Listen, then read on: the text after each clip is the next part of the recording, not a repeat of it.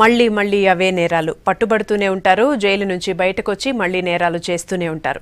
ఇలాంటి నేరగాళ్లకు చెక్ పెట్టేందుకు పీడీ యాక్ట్ను ప్రయోగించాలని చూస్తోంది పోలీస్ శాఖ. సిటీలో శాంతి భద్రతలను గాడిలో పెట్టడానికి పీడీ యాక్టే బెటర్ అంటున్నారు సిటీ పోలీస్.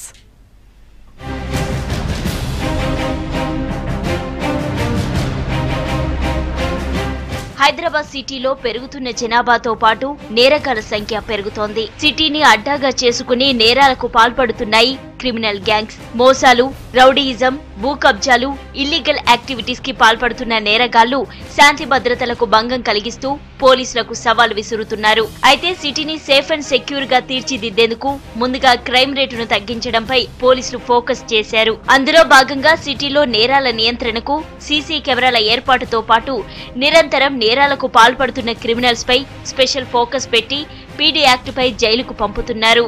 ఇది అంటే చాలా బాగుంది కాబట్టి ఎవరైనా 6 months లోపల 2 లేకపోతే 2 కంటే ఎక్కువ నేరాలు చేస్తే ఇలాంటి యాక్టివిటీస్లో గుండాయిజం కానీ ప్రాపర్టీ ఒఫెన్సెస్ ఇలాంటి ఎక్కడ పబ్లిక్తో అఫెక్ట్ అయిన అంటే పబ్లిక్ హెల్త్ కానీ పబ్లిక్ ఆర్డర్ కానీ దాంట్లో అఫెక్ట్ అయితే ఏదైనా యాక్టివిటీస్ వాళ్ళ మీద మేము పీడీ యాక్ట్ పెట్టుకోవచ్చు.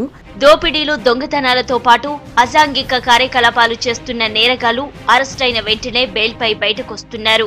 మళ్లీ అవే ఇల్లీగల్ యాక్టివిటీస్ కి పాల్పడుతున్నారు. దీంతో లా అండ్ ఆర్డర్ సమస్యతో పాటు ప్రజల్లో అభద్రతా భావం పెరుగుతోంది. దాంతో తరచూ నేరాలకు పాల్పడే క్రిమినల్స్ పై పీడీ యాక్ట్ ప్రయోగిస్తున్నారు పోలీసులు. ఈ చట్టం కింద అరెస్ట్ అయితే ఏడాది పాటు జైల్లో ఉండాల్సిందే. ఇప్పటి వరకు ఇలా 508 మందిని జైలుకు పంపారు. ఎవరైనా హ్యాబిచువల్ ఉన్నారు అలాంటి వాళ్ళ మీద వాళ్ళకి ఈజీగా అంటే బెయిల్ వస్తుంది కాబట్టి ఇలాంటి పబ్లిక్ కి హ్యాజర్డస్ ఉంది, పబ్లిక్ కోసం ప్రాబ్లం వాళ్ళు ఉన్నారు అలాంటి వాళ్ళకి శిక్షణ గురించి పీడీ యాక్ట్ పెట్టడం జరుగుతుంది.